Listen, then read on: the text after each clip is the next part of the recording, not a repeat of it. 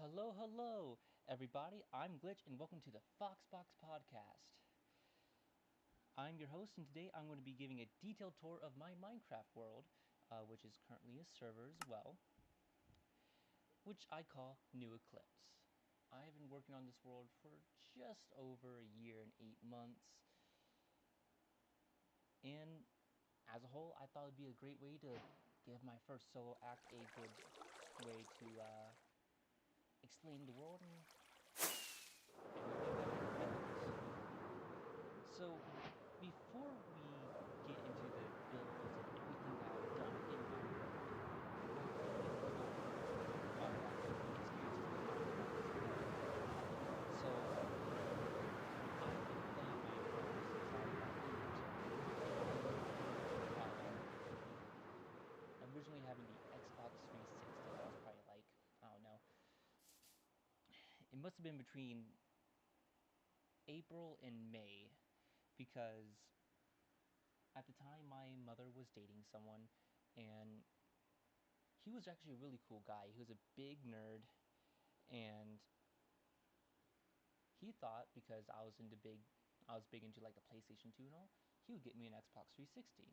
We set up the account, and I don't remember how I came across Minecraft, but I remember seeing YouTube videos and getting really excited about it, only to find it was not on the Xbox 360. Q, if you either a week or two later, I can't really say. It's hard to gauge time. Um, Minecraft was released on the Xbox 360 May 9th, 2012, and I was so fucking excited. Excuse my language. I know I'm supposed to be family friendly here, but I really was. And as a whole, it really left a mark on me. And at this time, the guy my mother was dating had a kid, which we'll call Comrade. He was big into Russian stuff, and even his username was Red Russian on the Xbox. So when Minecraft first came out, it was either the first day or the second day we actually got to play split screen together, and it left a huge impact on my life. Like, we played that demo at least 50 plus times until my grandma, just before the first title update, bought it for me for good old $20. Really generous, really. And so then I've been playing for 13 years.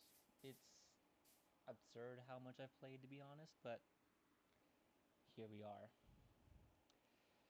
Being 21 years old, an adult, having a job, and still playing this stupid game. Now, let's begin the tour, shall we?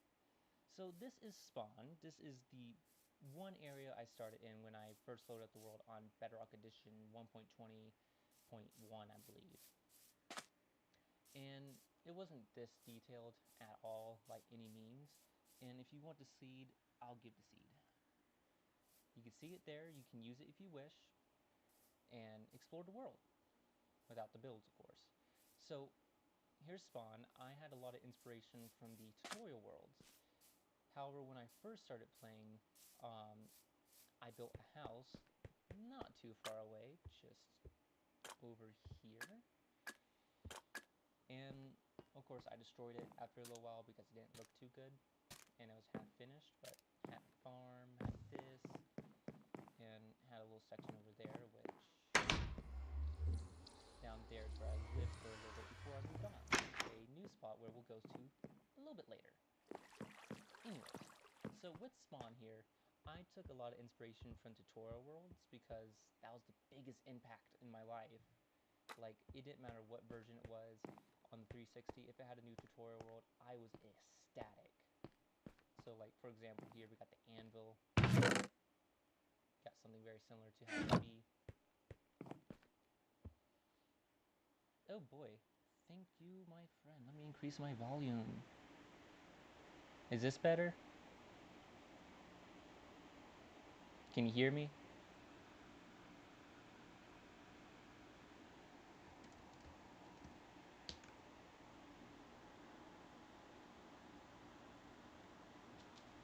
My mic says things are picking up, but I don't know if you can hear or not.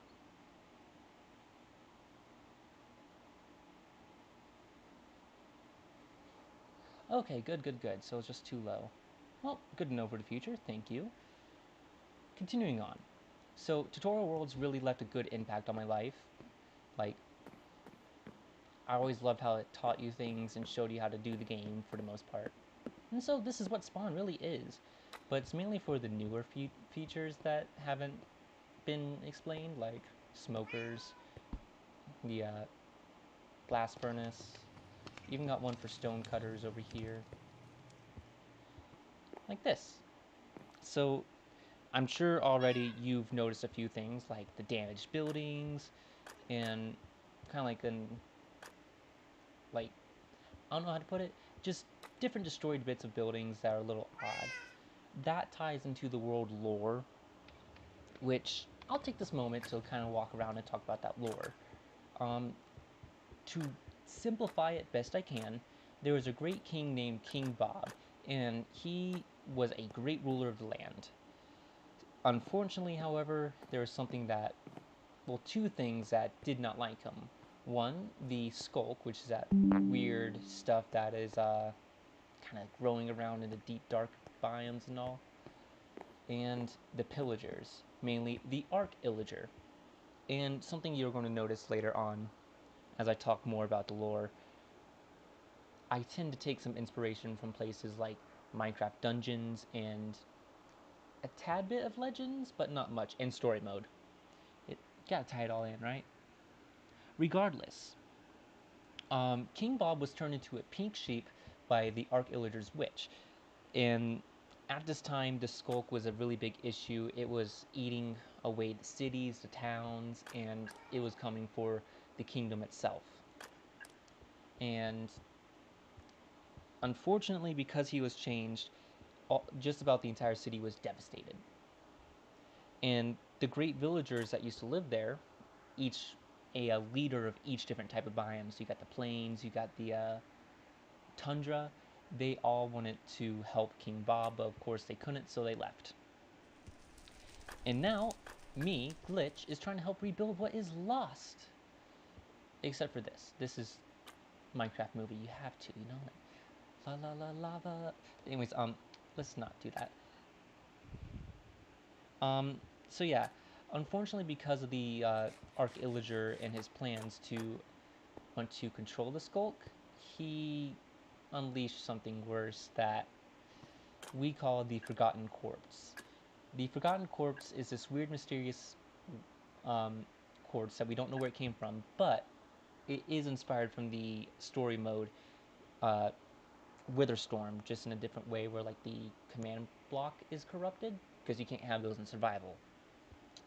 So, with that said, um, because of the skulk and it trying to manipulate the machine, it has corrupted the world in different ways. So, like you notice, there's different time periods or just weird spots all over that don't necessarily fit.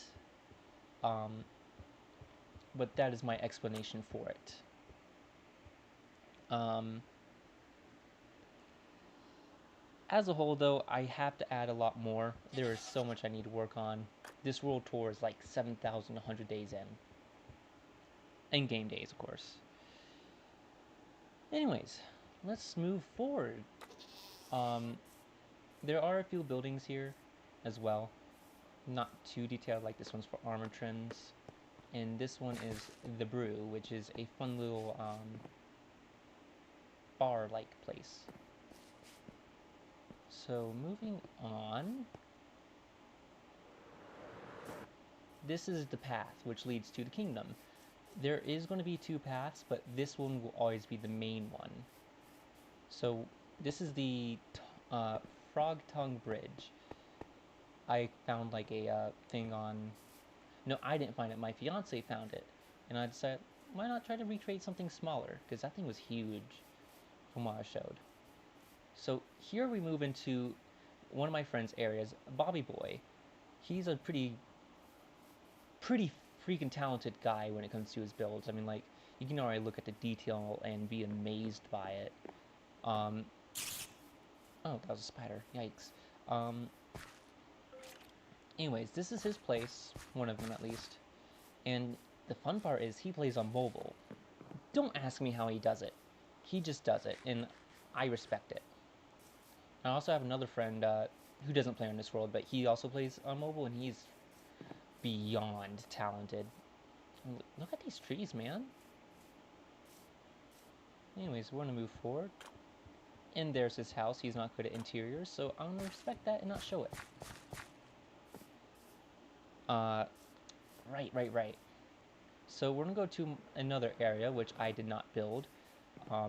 This area was originally built by someone else, but they were kind of problematic, and I had to get rid of them. And my fiance decided it would be best if she took over. And so she made a few changes and a little few updates, and this is one of her spots, one of two. Not much to say as a whole because it's not truly her build, nor is it mine. But it's great overall. Just sucks that some people out there suck. Now let's move forward, shall we?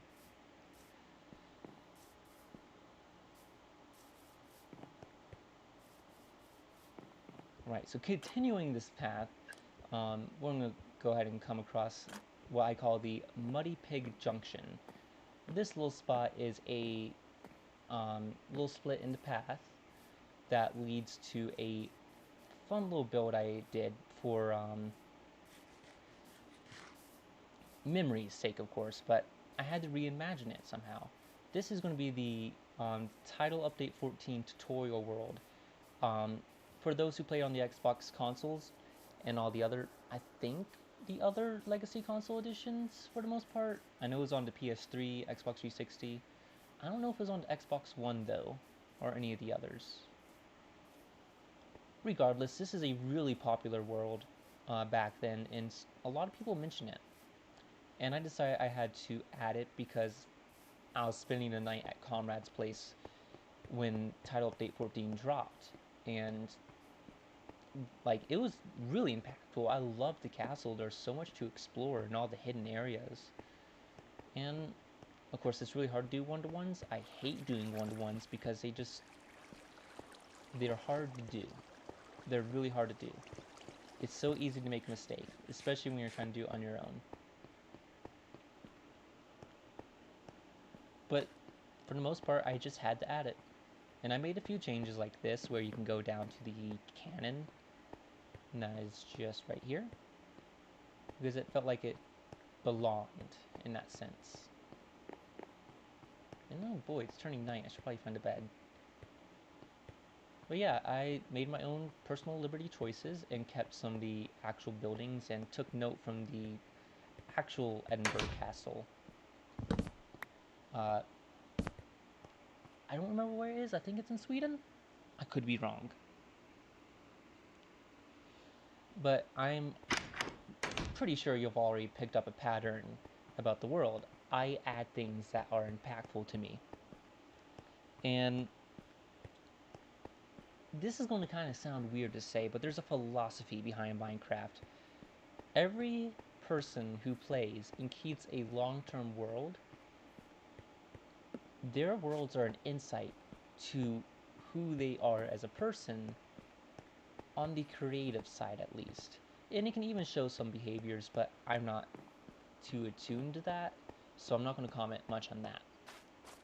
But I'll give a good example. There's a really popular Minecraft YouTuber known as IBX Toycat. He's been playing for a very long time. His world is just about as old as the console version itself. I think it's like a year less about. And his world gives you a really good example to how he thinks, how he plans things out, and as a whole, kind of his creative side. It's really neat because everyone's going to put in their own ideas to the world and create beautiful things, whether it be extremely detailed or even just simple. And it really gives insight to that, and I think it's beautiful. I think for the most part, the people who can keep a world for a very long time get to see growth amongst themselves. It's truly wonderful. Anyways, let's take a relaxing boat ride, shall we? There might be a little lag when I do this. So bear with me. Oh, another lighting glitch. Great. So I did convert the world from Bedrock to Java, and there's some plants like the firefly bush that lost their lighting. You might see that with a few leaves too. Not sure why it did that, but it did. Why are you whining?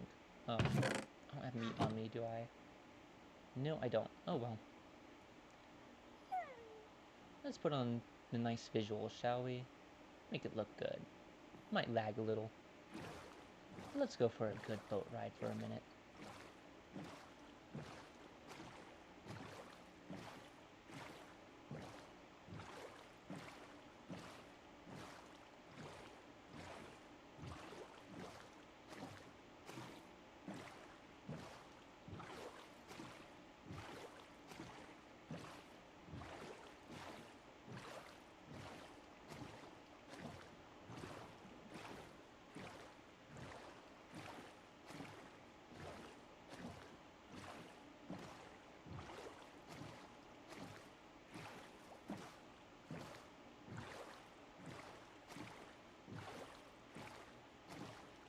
Welcome to New Eclipse Kingdom. This is a big telltale sign that I have really taken note of the tutorial worlds.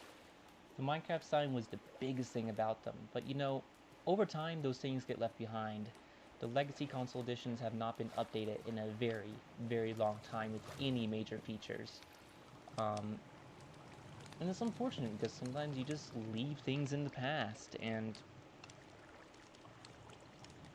it tends to get forgotten, and over time you don't remember it all, but you still remember it for the beauty and the nostalgia of it.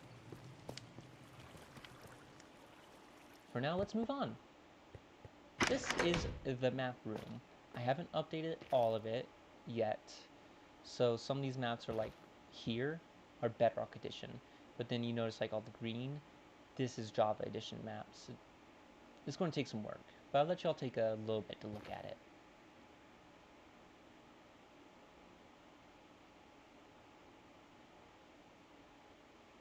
And that's where we are, by the way.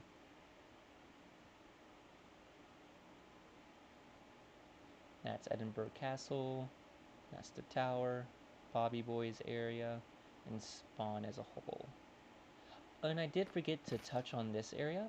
This is another friend of mine. Unfortunately, he can't get on right now because he's at Game Pass. This is a crossplay server. And then I have another friend, Sir Cat Millie. I would show their area off, but it's still a work in progress, so I'm going to respect that.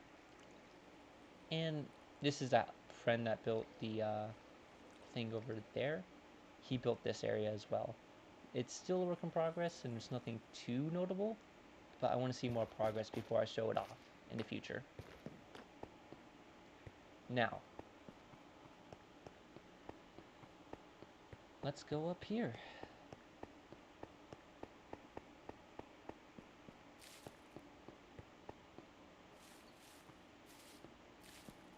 So once we get to the main entrance here, you're going to notice there's two paths, and I'm sure some of y'all are going to be screaming, "Go to the underground city! Go to the underground city! Please, please, please!"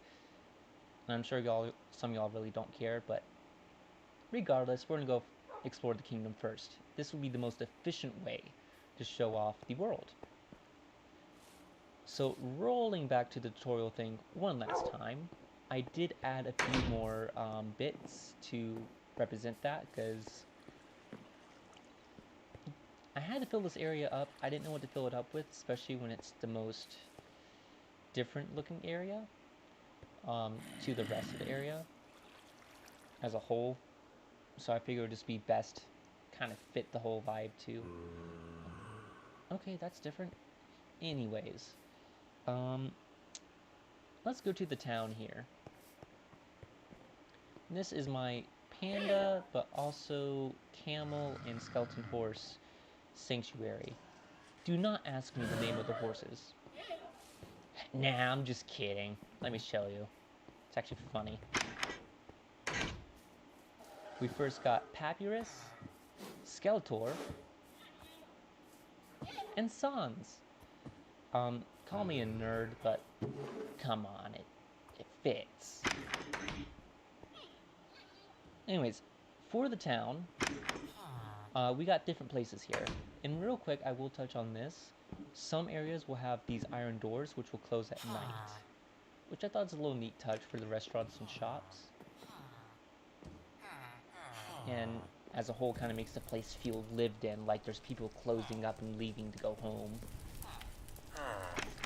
And in this area too, there is supposed to be fire charges in each one to help shoot down onto the campfires.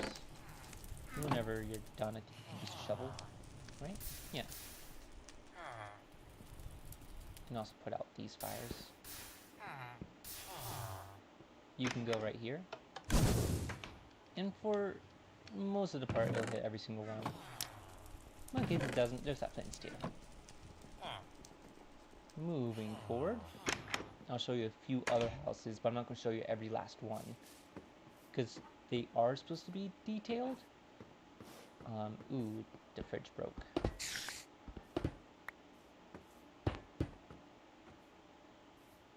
That's opposite. Shoot. Look at that.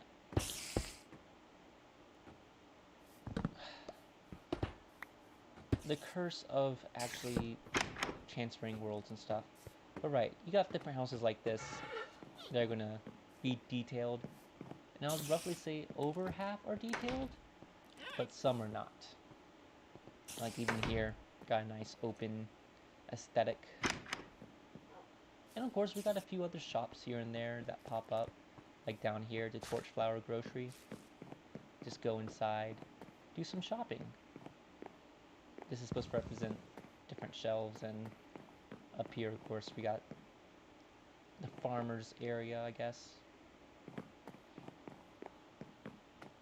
Anyways,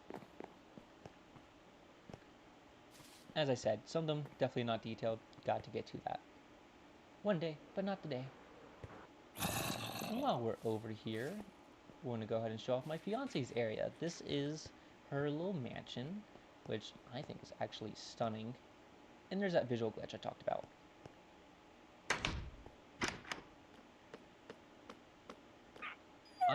I got the help with the floor a little. I mainly did this because she asked me to. She didn't know how to do it herself, so I thought it'd be nice, and it implements that skulk. Don't worry about the skulk though. Up here, got her little throne, and there's a nice little view through that little star window. Now let's get back to that town.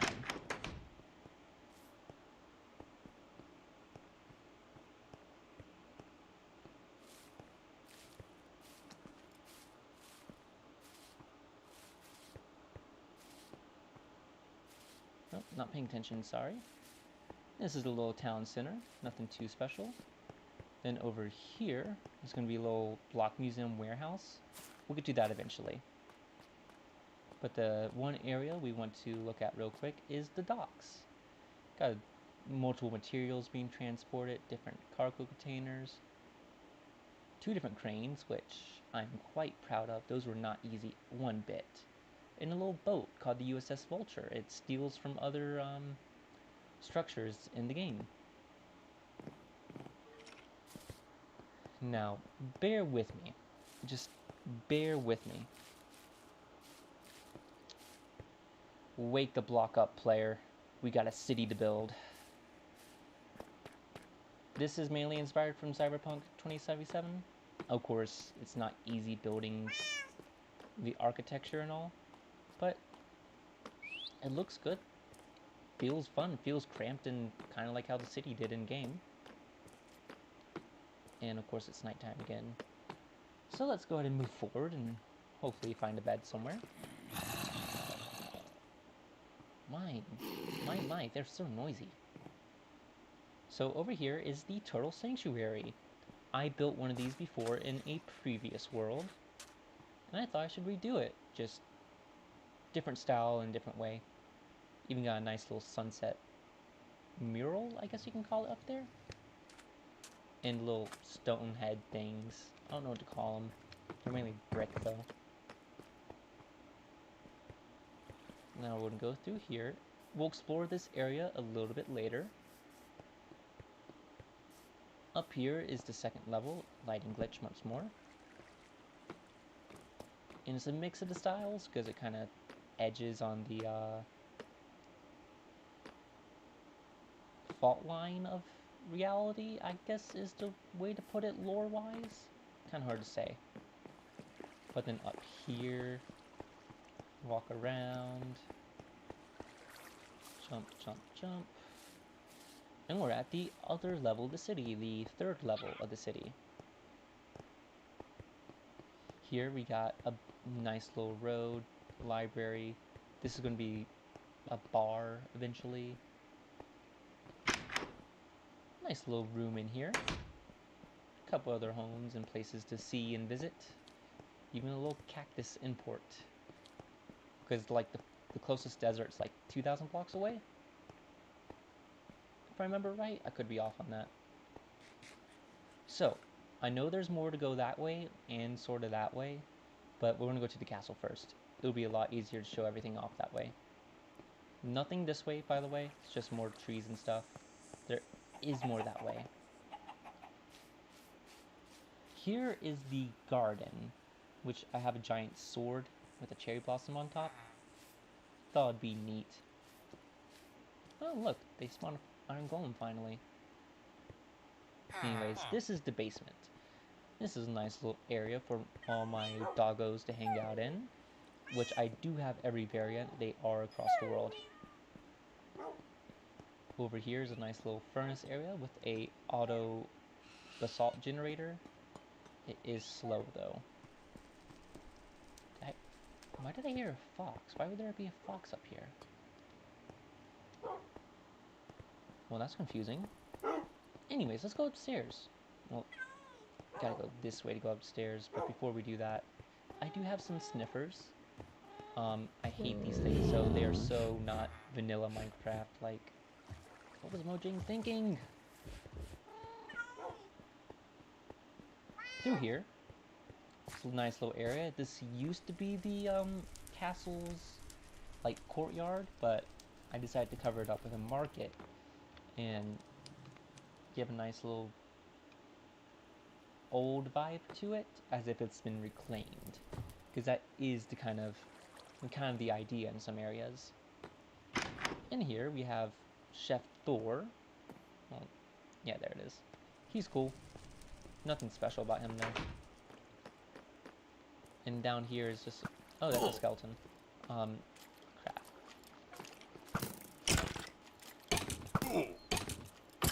There we go. Down here is kind of like a nice little ruined area, kind of meant to be forgotten, unfortunately. Well, let's go upstairs. Up here is the market. Well, the King's Market, I should call it. And nice little things up here. And in here is the library. We do have some villagers back here, but I think they're in bed. Should be, at least. Got some geodes breaking through the walls. Nice little fireplace and hanging geode. This is my achievement hall. I tried to collect everything, so like all the wood types we have in-game at the moment. New ones will go here. Got the geode, nether ores, the resin, all block variants. I hate this block. All the wool, every in-game music disc until the summer drop with the ghast drops. Every mob head, including this one. And a broken Efficiency 1 leather pants from Bedrock Edition. Really weird how that was a bug. I want to show off more of the castle, but there's really no point. I'll go ahead and say I have a enchantment area and like little armor stained area, but it's nothing too special. This is my room. I have a villager over there. Nice little axolotl pond. And I mainly sleep up here if I'm not out and about building.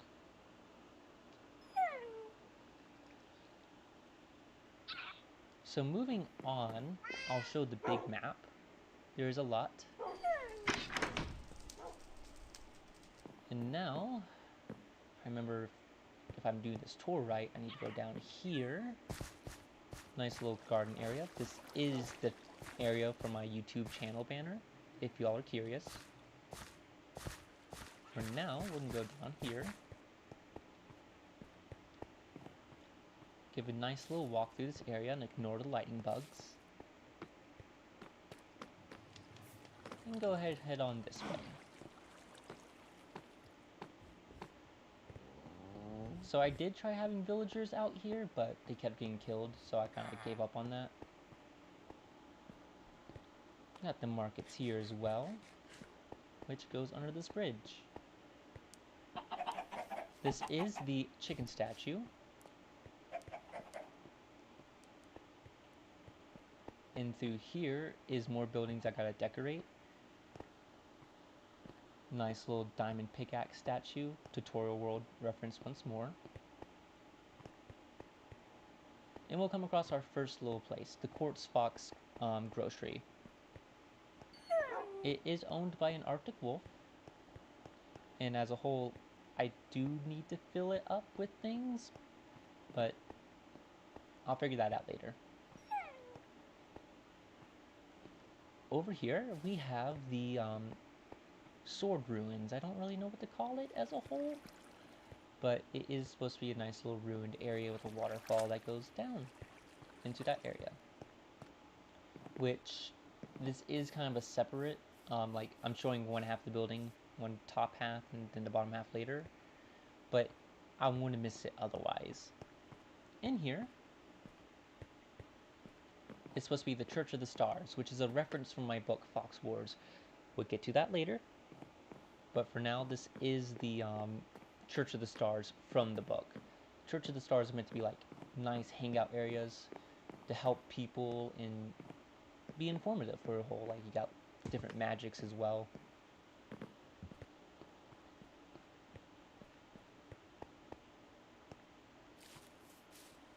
Moving forward,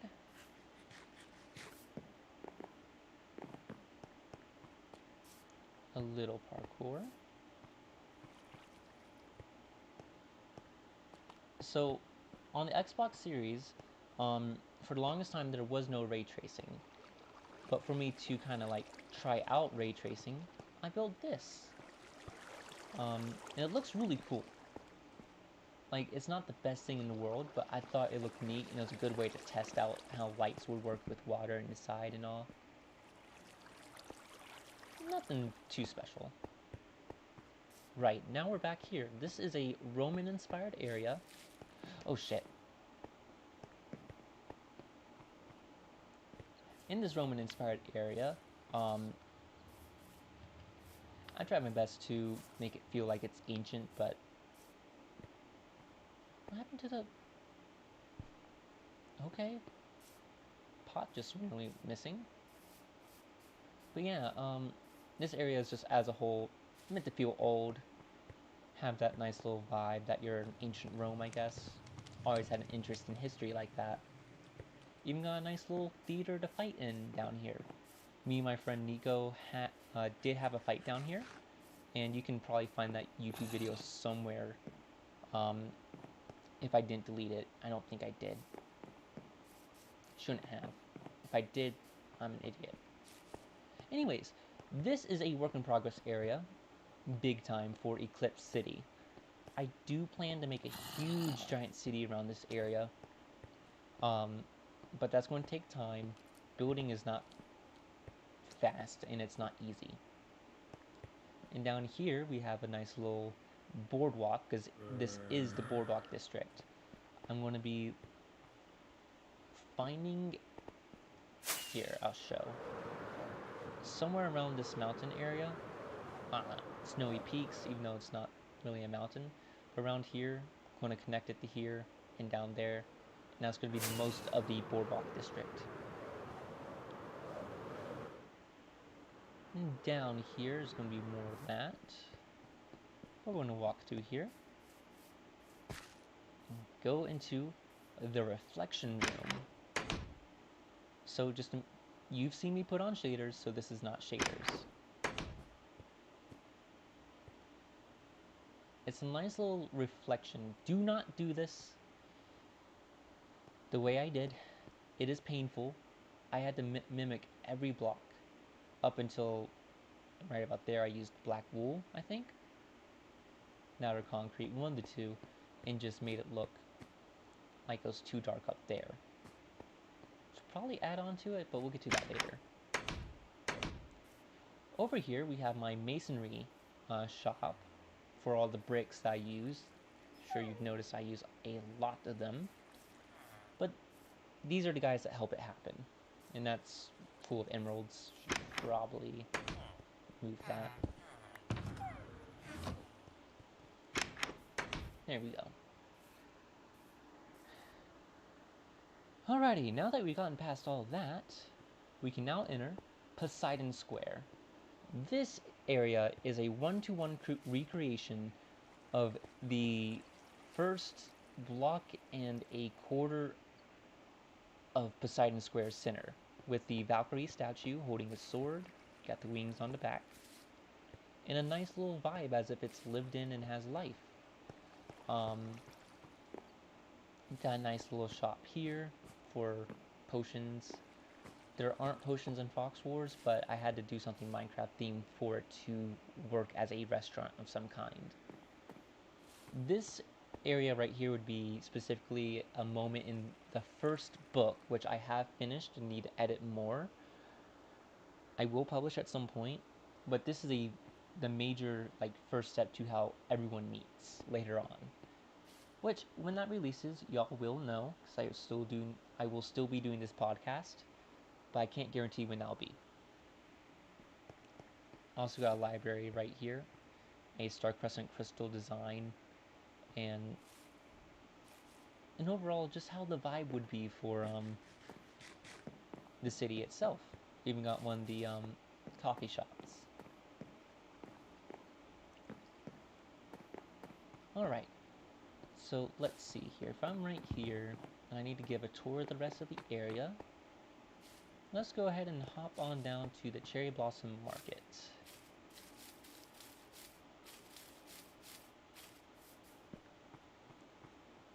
Did someone kill the wolf? There was supposed to be a wolf here that killed one of the pink sheep, which... RIP pink sheep. But, guess I'll fix that later. But this is the market. I tried making it scenic as possible. Have different blocks and stuff, make it look neat. And through here, there is a way back up to Poseidon City, in case you need it. And I just built this today. It's going to be flattened all the way there, and it's going to be more terraforming for more city.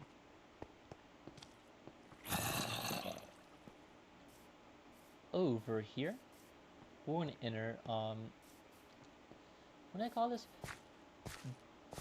Deep Cobble Chimney Town. So there's a bunch of chimneys, and most of the place has deep slate involved. It's meant to feel like an old medieval town, but cramped. Which, I'm sure y'all have noticed that some of the things do feel cramped here. And it was partly intended, and it partly wasn't. Because I was trying to create a sense of, if I was to ever fill it with villagers, it would feel like a busy, packed town without it being extremely packed. Which is unfortunately hard to do. And I do plan to fix that with my future builds when it comes to Eclipse City. So, this is how it is. We're going to go ahead and move forward. Walk by the farm.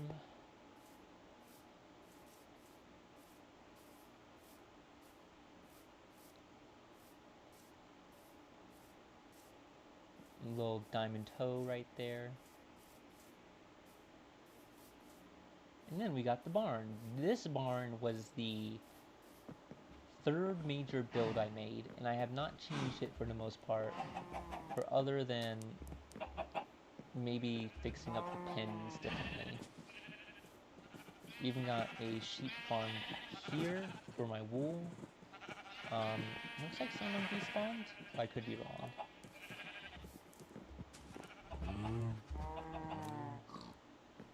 Now let's go up to the shopping district.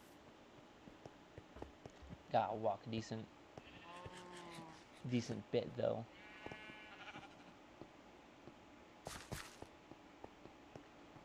So up here is the Camelot Shopping District. The color used to be different on Bedrock Edition, so some of it is a little funky. This one kept right though. So this is the Warped Apartments. There is going to be a mix of apartments and shops. And on the last podcast, my friend Itnogum here has a little apartment. It's nice and cozy. I like it. And then we got different shops for just about everything you can think of. Almost. Maybe. Guess it kind of depends on view, huh?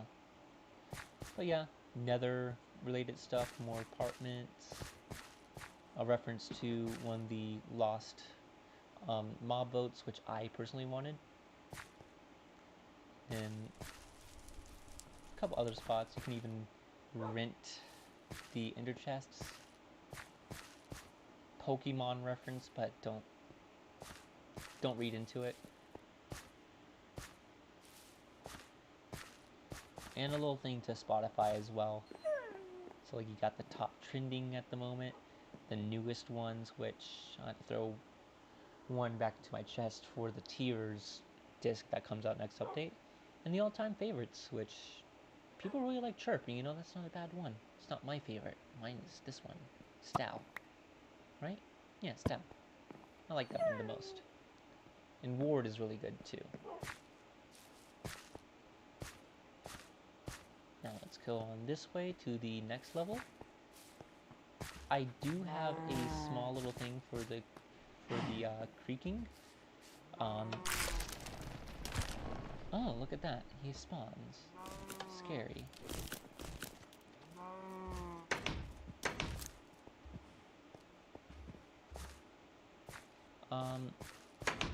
Don't mind this one. Just don't. Also, the Iceologer is another one I wanted to win. Thanks, Dream, for really messing that up and giving us the stupid glow squid. Like, we could have gone glowstone for the actual, like, item frames and glowing signs, but no. Thankfully, no more mob boats, right? Also got the end, did it remove my word? I guess it did. And then another enchanting spot. Can't have enough of those, considering a lot of people love to play the game. And the server, and gotta do that. Oh. I thought I disabled you. Hi. Let's, move. I'm gonna go ahead and, quickly make our way over here to the underground area. So over here, where you can cross the bridge to the farm, there's a little side path you can take. And down here,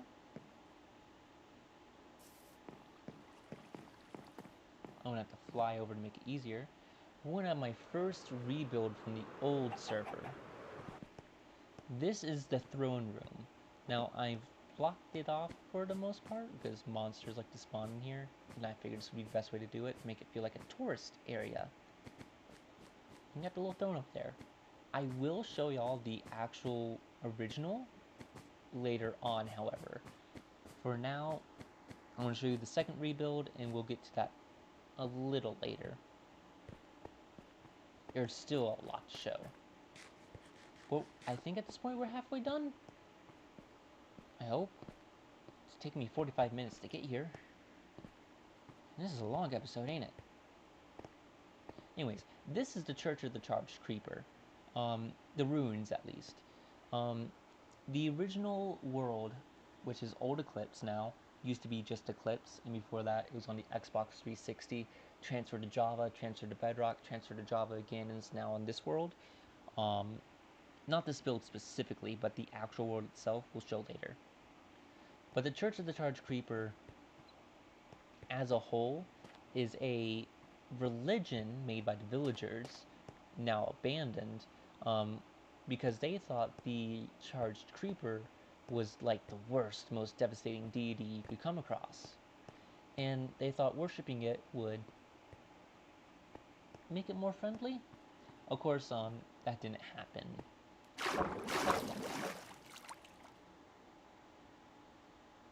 We'll show the actual build later, as I said. Now let's move up. Now you're probably wondering, why are you moving up there? And this actually connects to the underground city I mentioned earlier. So, the underground time bubble. I call these time bubbles because different areas are different points of time, per se. Like, because of the Skulk manipulating the machine, it's affecting time, and this underground city is not the actual city. It's a corrupted version. And above is the actual ruins, like you can see there. And I thought it'd be a neat build to have with a nice statue and even a shrine for one of my cats who passed away. I had a cat named Milo. He was a very sweet, sweet thing, but he had the most nuclear crafts. Small price to pay for a sweet cat. And over here, got a few more buildings. Even got IVX Toy Cat's place. It's not a true one-to-one, because I don't have everything that he has, but it's a close enough mock-up. And we'll go ahead and go on over here as well. Nice little vending machine. Doesn't have its sign though. Go through here. Down the stairs. And this is the second level to the underground city. It's not supposed to be very big, but it's supposed to feel nice and like, how do you put it? Wondrous. Fantastical maybe? Just make it feel unique as a whole. Of course, you got this, which, yeah, it did not keep my signs right. Unfortunate.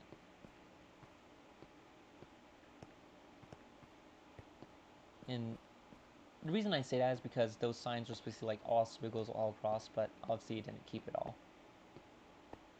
Now down here, I'm actually supposed to show you this with shaders because that's the point of this area. This is going to enter the green light district. And over here you got different, more vending machines, different kinds. Of course they don't work. And this is supposed to lead to the bottom levels of the city, which I am still working on. I have a lot to mine out.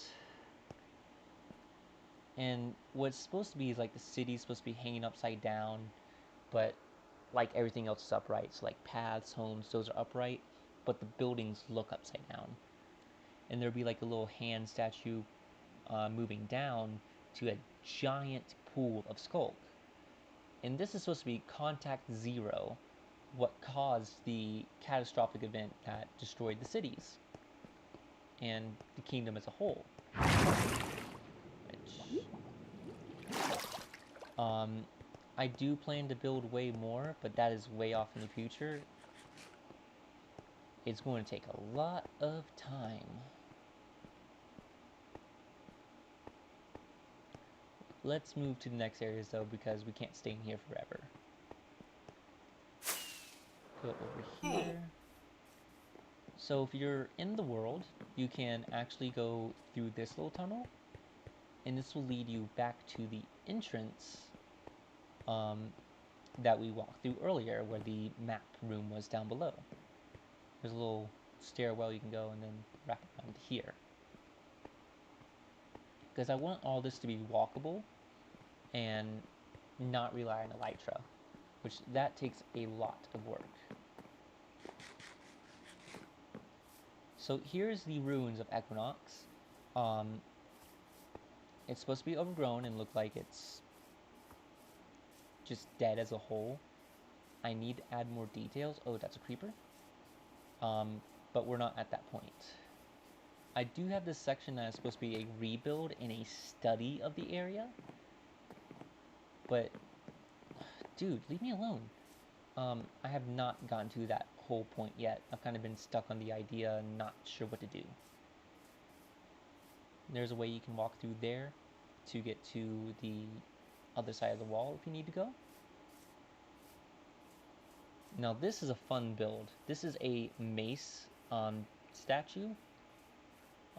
Considering in the old tutorial worlds they always had a build for every tool. I think it was in title update 50 something, maybe a little bit before, where they had all the statues. I built one for the mace because I felt like I felt like it deserved it. Moving forward, we have my friend Nico Neko's spot. You can find his YouTube channel, I'm pretty sure, with ease. Just looking up Nico Neko, which I'll show the spelling. It's supposed to be like that.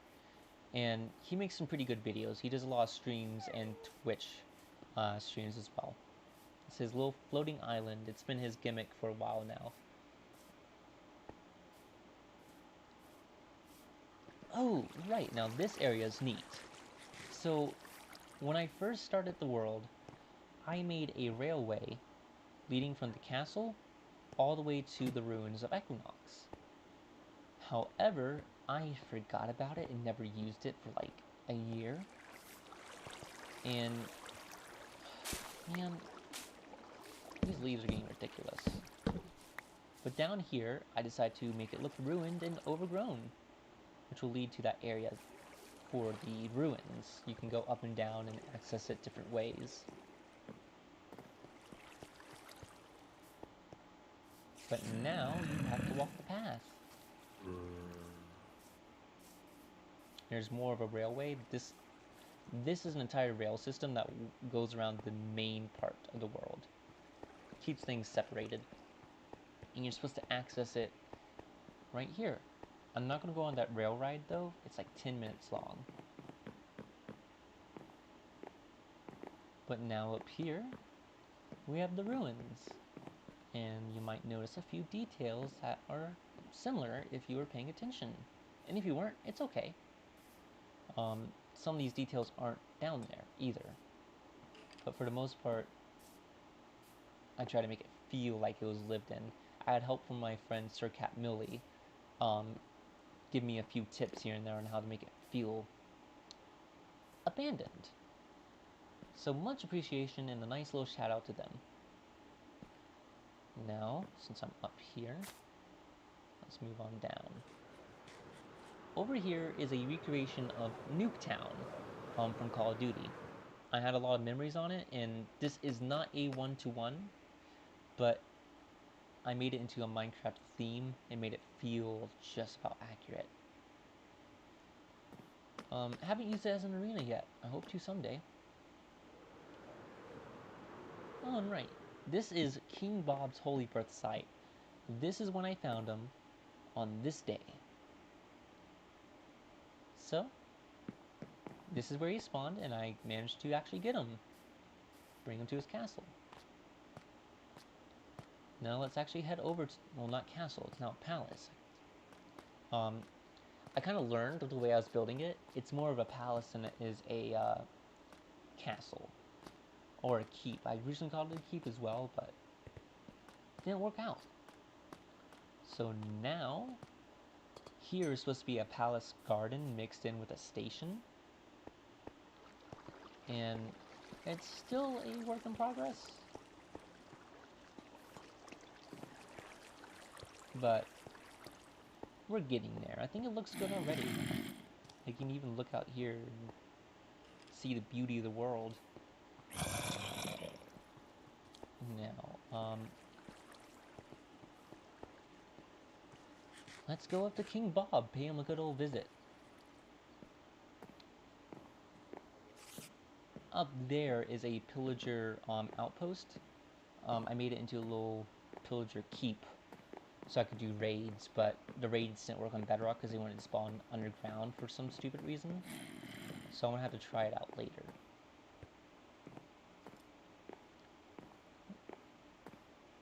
This is King Bob's throne room. It is one of my favorite places to be in. And we also have his family. All are naturally spawning too. King Bob I found, Prince Boggart and Queen shoot. Sir Cat Millie gave me that name, and I can't pronounce it.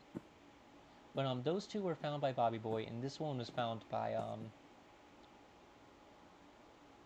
don't remember who now. I think it would have been Bieber, but I could be wrong. But I did have help finding them, and I really appreciate those who did help me.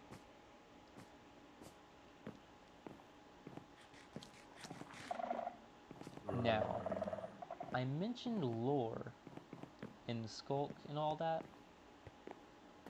and I mentioned the Forgotten. I think it might as well be time to show you what I'm talking about. Just down here, the pillagers broke in. This is where the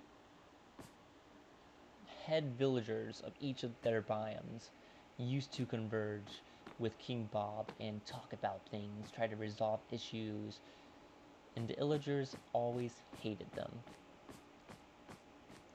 And this is also where the Forgotten's power lays.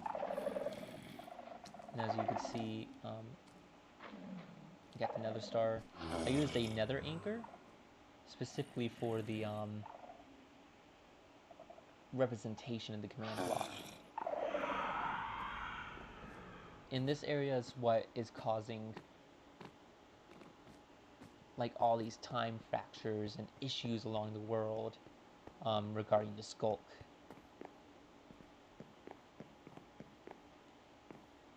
Now let's go ahead and go up.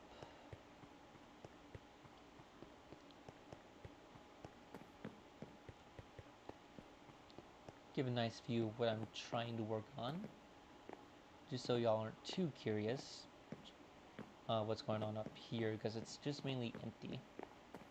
Now if you see there, this is part of the time corruption. It eats away at things and makes things as if they were ruined our current day. And in this case, King Bob's Keep is not current day, this is the old version of the keep within lore.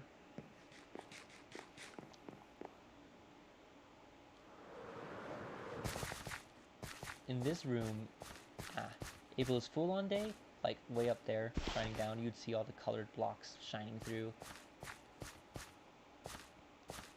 And out here, we got more a nice view, which I'm sure y'all saw earlier, a good 45 minutes ago maybe? But you didn't get to see like the gears and the waterway. This is actually supposed to be a powerhouse, and it gets its electricity from the water mill, and then it's supposed to connect all the way down here and act as a regulator for that power to make sure it doesn't get like overcharged. And that's why there's this pulley system to help it like be slower. Of course, I'm not sure how it would work in real life, but this was my best understanding from what I've learned.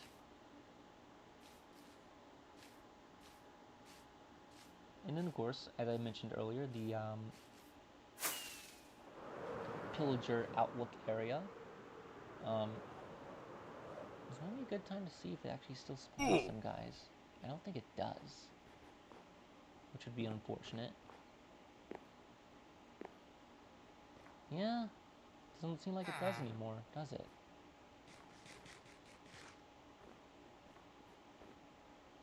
Well, that's a shame. Oh well. Maybe I can fix that. Let's move on. I'm sure y'all probably noticed a handful of times. The Ice Highway. This is a large highway system that I'm working on. That area leads nowhere, as of right now. But this way is going to lead to another area, which was from my old server. Right now, this ice highway is like 3,007 blocks long, and it still needs a lot of work, but I want to have it connect to a lot of different areas and help show off everything without the use of Elytra. Because I noticed a lot of complaints throughout the Minecraft community is like, oh, we have to rely on everything with the Elytra in the end game. And I disagree.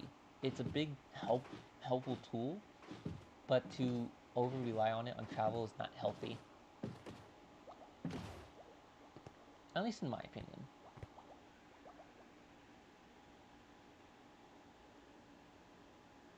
Now let's jump on down here. In case you're wondering, that is powdered snow. You can use carpet on top to prevent all fall damage.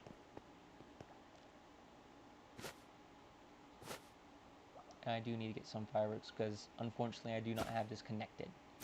So I know I'm kind of being a hypocrite when I say it's over relying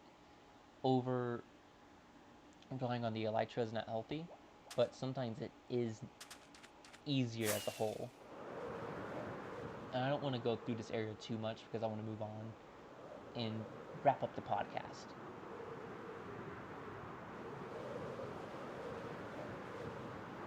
So this is the Shattered Island, as I call it now. Back in the old lore of my world, I was a king, and I became a tyrant, and I was basically kicked out. So that's why the throne room is kind of below everything, and why this area exists. So a little fun part about it too. I have a water elevator that switches around near perfectly. It's like after a few seconds, it'll go straight back down. You got this nice little build coming from another portal. Of course, you can't do them sideways, but might as well make it look that way. And if we go out here, this was not easy. So all these end crystals, I had to find a way to NBT edit them with some not so ethical ways, admittedly. But it looks neat, and I think that's what matters.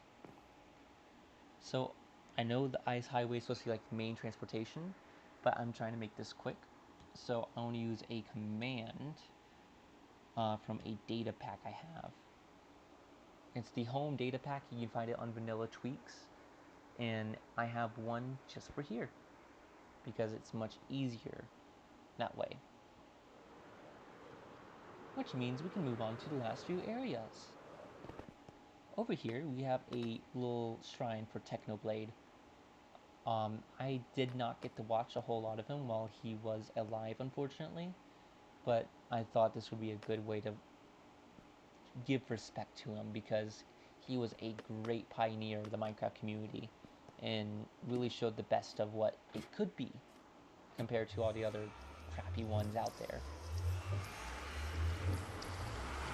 To the Nether! So, in here, this is another upside down build I did. Again, I don't recommend doing this. It is a pain to do. But it's supposed to be the tower upside down. And it's not the best it could be. But it's close as I can get it to. I think the few things is like there's a few blocks that just don't work upside down. But it doesn't matter because it connects to the ice highway hub. We have different places that it goes to, including the end portal and the Hollow Point Mesa, but a lot of it's just mining materials and such. The way we want to go though is this way, because this will lead to Old Eclipse, which you're probably wondering how I even have Old Eclipse here. So Old Eclipse, I do have the world file for, and I thought it would be neat to add it into this world, only for historical purposes, and collecting the old materials I'm not going to use, because I believe it's a great point of reference, personally, to show how much I've not only grown, but also how I can improve. Anyways, over there is going to be a ocean monument, a guardian farm, but it's nothing too special. So we're going to go head all the way down until we eventually reach the torches, and then head on this way.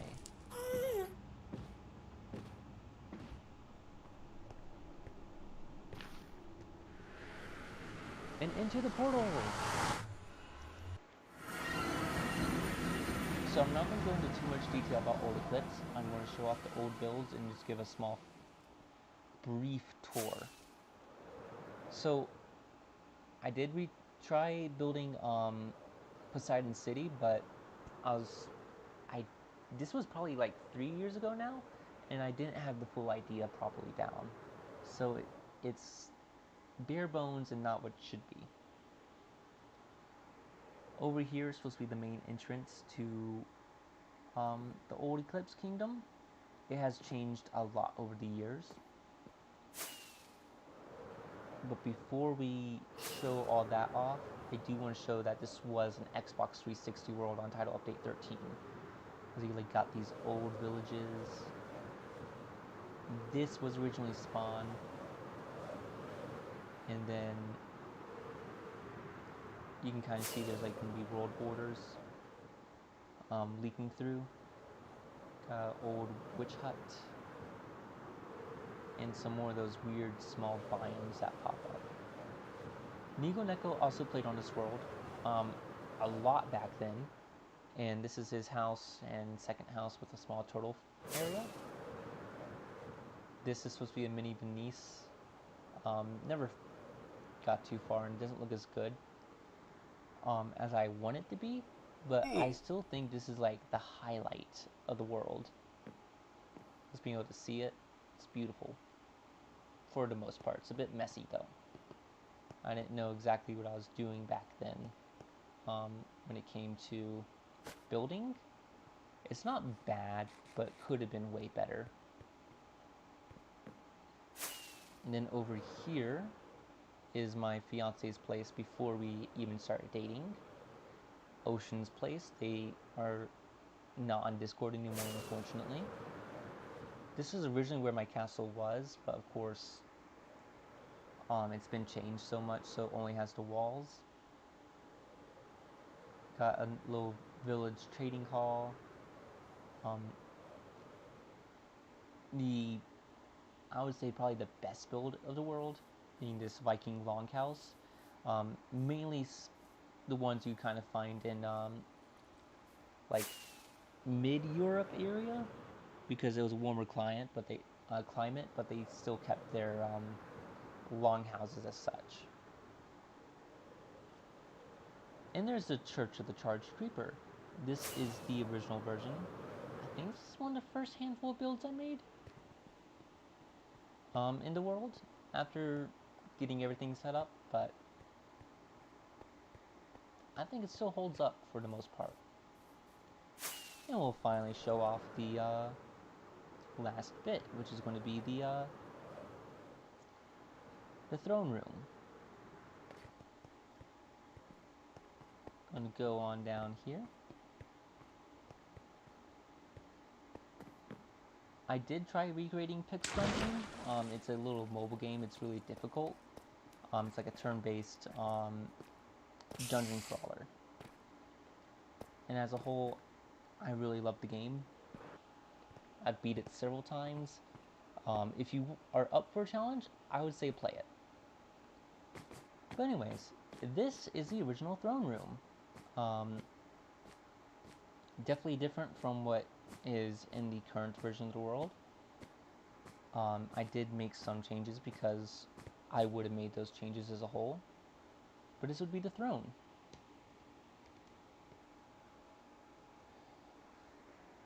So, that is the overall tour. I probably missed a handful of things, but as a whole, this is the world. And I'm going to go ahead and preface the whole episode once more. This is overall a philosophy behind who I am as a person and how I see Minecraft as a game. Because I truly do believe one's Minecraft world and their builds is one of the best ways to get an insight to their mind and what they keep close and what they don't, and what they love and what they don't. And I know things are cramped. I have a lot in my head on when it comes to all this building, and I know it gets cramped, but you win some, you lose some.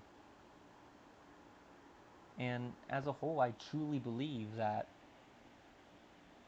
for anyone who plays Minecraft, if they really want to get to their authentic selves, it can really show you who you are as a person and what you care for. Anyways, that was the Foxbox Podcast, Solo Act 1. I really hope you all enjoyed, and I would really appreciate it if you subscribed, comment, leave a like, any of those great things. You don't have to, but it would be appreciated.